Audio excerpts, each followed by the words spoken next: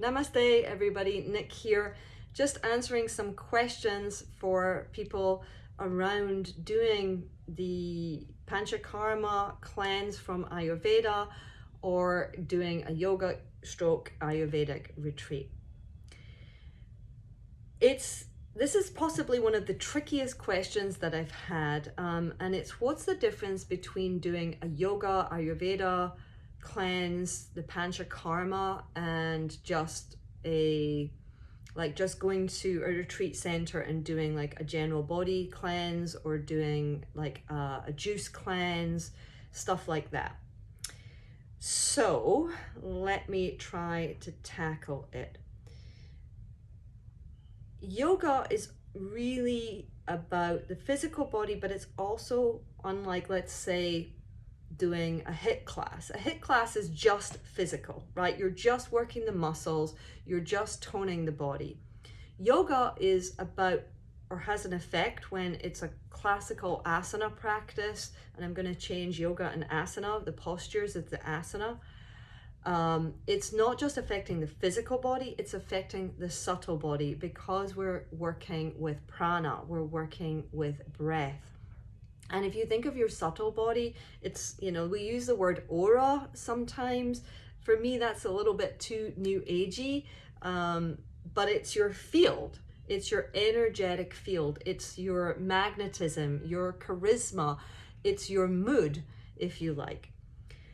And they're very related. Your physical body is related to your subtle body. Your subtle body makes your physical body, in fact. So where the Ayurvedic work comes in and Panchakarma is, it is working at the subtle body level. So when you are cleansing, you're cleansing the inner channel of yourself, the deepest part of yourself. And the deepest channel is the channel that you get from the world. There are 5 senses that will be cleaned out. So the way that you take the world in is through the 5 senses. It's the only way you take the world in. If those 5 senses are blocked, if you are just, full of gunk in your body, you are not taking things in cleanly, clearly, and truthfully. So there are practices for the eyes, practices of pranayama for the nose and cleaning the nose. You have mantra to cleanse your vocal channels. You also have mantra for the ear channels. The body channels are for the skin. And for the inside, from the mouth through all the way to the end of the tube, is the Mahavrata Shrota, which is the great channel. And that is going to be cleansed through the food that you eat and through the yoga postures. All of the organs are being cleansed. The treatments that you get in a Panchakarma retreat may from the outside look a little bit like massage, and they're not, right? They are deliberately chosen to clear the shrutas. The shrutas are fine lines or fine energetic lines that go through the body. They carry the prana from the nose all the way through. It's what gives you vitality. Most of us are not really living 100% in our bodies. We have patches that are foggy. Imagine my body was like made of glass. There's patches and pieces that are a little bit grimy. If I was a glass statue, there would be places that I wasn't so aware. Imagine that glass, this is a glass hollow statue, and I've been putting kind of litter into it, for want of a better word, or trash into it for the past, 10 years. It's gonna not be reflective. It won't be clear. So the Panchakarma means 5 actions to cleanse so that you have more subtle awareness. What is more subtle awareness?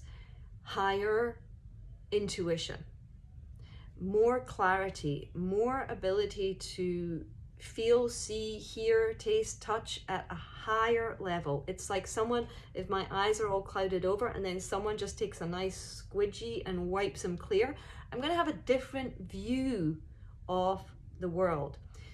So the cleanse for me has definitely cleaned my body out. I feel amazing. My skin looks much better because there's less gunk in my system. My eyes are much clearer. My skin is softer and toned. But beyond that, I have, I would say, like an extra 20% awareness of things, and my mind feels calm. That's the truth. My brain feels calm.